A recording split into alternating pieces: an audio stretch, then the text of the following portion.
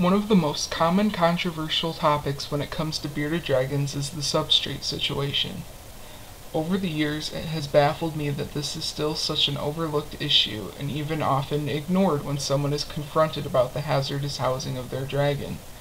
If you have internet, you have access to thousands upon thousands of resources about caring for your pet, and there really is no excuse for keeping your bearded dragon companion in such poor living conditions.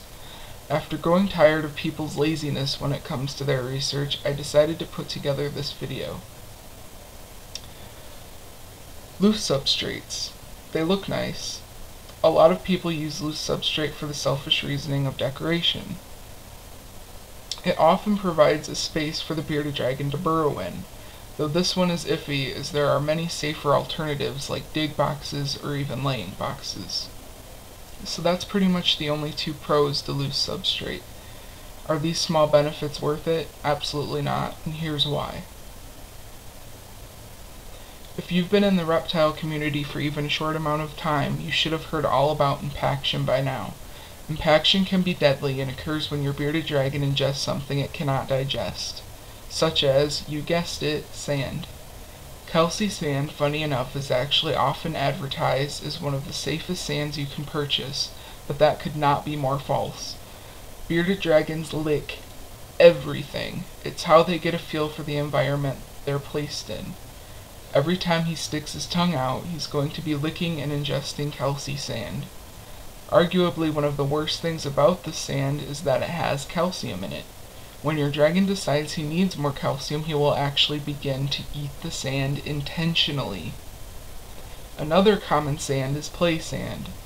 Don't use it. No matter how fine it is still likely to eventually cause impaction. I can assure you, a deceased pet or ridiculously high vet bill is not worth it. Walnut-based substrates pose just as big a threat, maybe bigger. They also tend to be extremely sharp and can harm them easily, cutting them from the outside and the inside.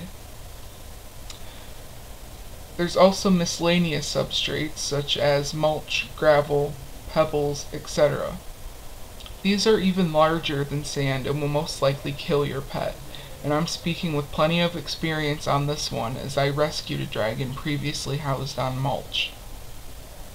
It's also good to know that cedars and the like also tend to be toxic for them to be around. You'll see here is an actual x-ray of an impacted bearded dragon. All of the bright blue in the stomach area is all from consuming loose substrate on accident. It's also important to know that impaction isn't the only issue that can occur.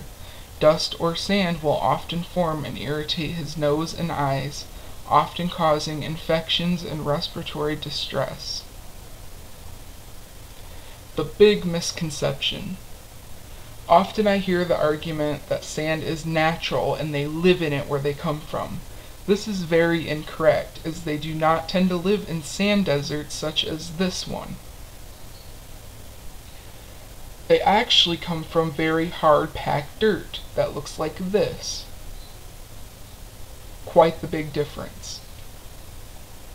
You have a few options for safe substrate. Any kind of tile is good as long as it isn't too slippery for them. Reptile carpet. It's sold in most pet shops already sized to fit the length and width of your tank, assuming yours isn't a custom built one. Paper towels or newspaper. It may be cheap and not as appealing to look at, but it sure beats a dead dragon, and it's good to use in place of sand until you can afford something more permanent like tile. And that concludes this video. Please remember that your pet's health is the #1 priority when making husbandry decisions. Thanks for watching.